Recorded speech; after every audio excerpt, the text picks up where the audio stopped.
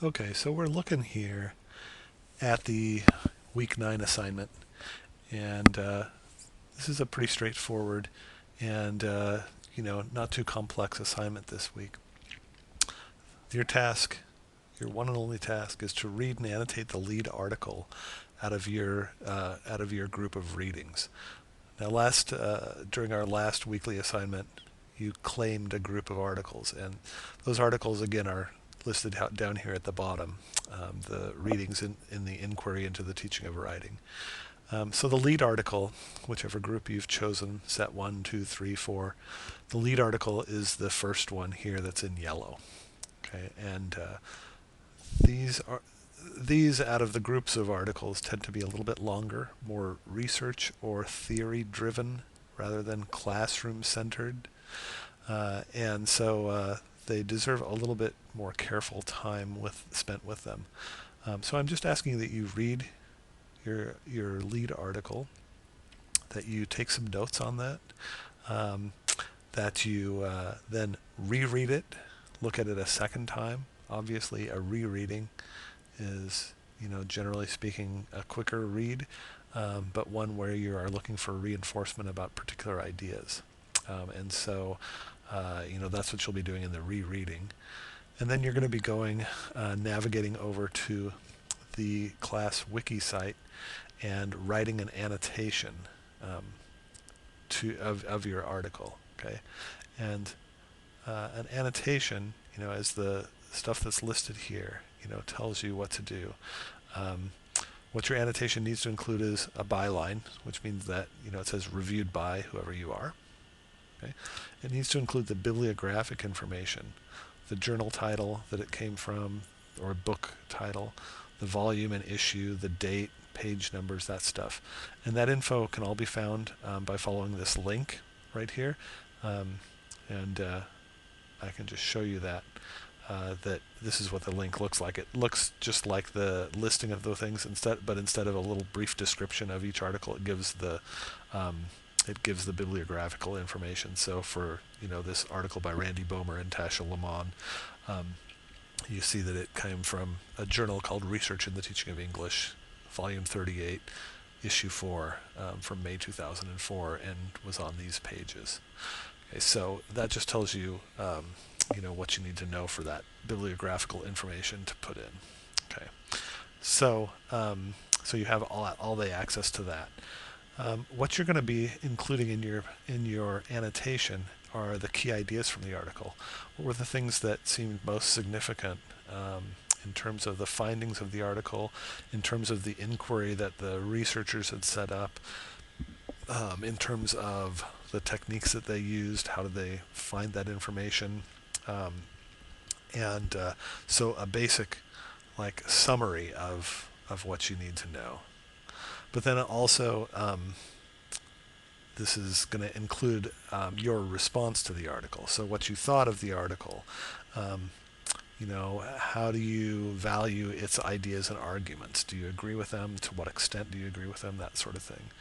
Um, what sort of connections you see among the article's ideas and your own experiences and the other things that we've been reading in this class. So did you see any connections, say, to what James G. had to say about learning that we read earlier on? Did you see a connection between what you had written about or your classmates had written about in their blog entries about their own experiences with learning to write?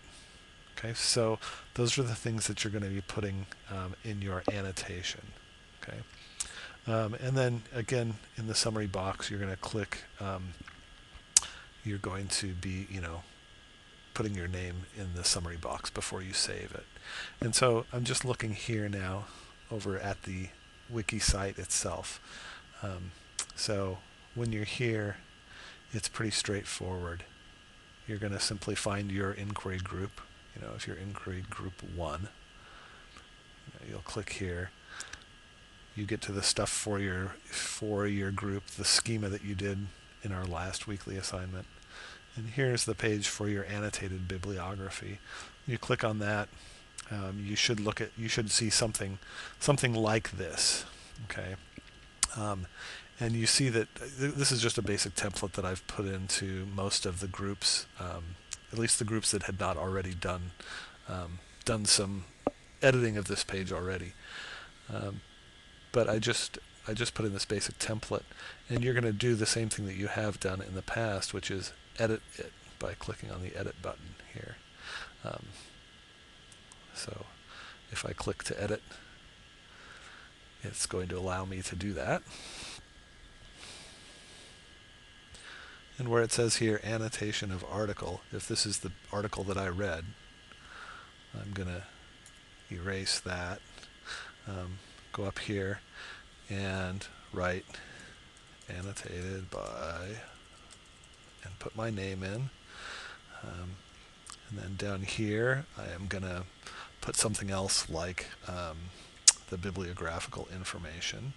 And again, I already have that over in this other page. So I'm just going to copy and paste. Copy that, and then go in here and paste it. And I'm not really going to worry about the formatting. It's got that the highlighted stuff, but right now I'm not going to worry about that. Just change that to automatic. And then I'll just say, maybe key points from the article. And then maybe I'd make a list of those right here. And then I might go back out here and say my response to the article. And then, maybe put the things down there. So these are, if you were writing these in, say, Microsoft Word, you can always do that. You can always just copy paste in, but if you are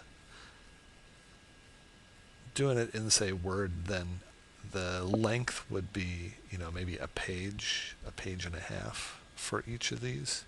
So maybe 2/3 to 3/4 of a page for the summary of it, and then about the same for your response to it. Okay, and so that's all there is for this for week 9. So if you have questions about this or anything, just drop me an email. Please, again, I've said this many times, but it bears saying again that emailing me through the Blackboard Vista site is going to take me a while to get back to you. You need to email me straight to my regular email, pkittle@csuchico.edu. Otherwise, I won't see the Blackboard one, except when I log into there, and I don't log into there all that often. Most of your work is being done outside of it, outside of Blackboard, and so I don't go in and look at that stuff very often. So, be sure and email me straight to me or give me a phone call, and I'll get back to you as soon as I can. Thanks.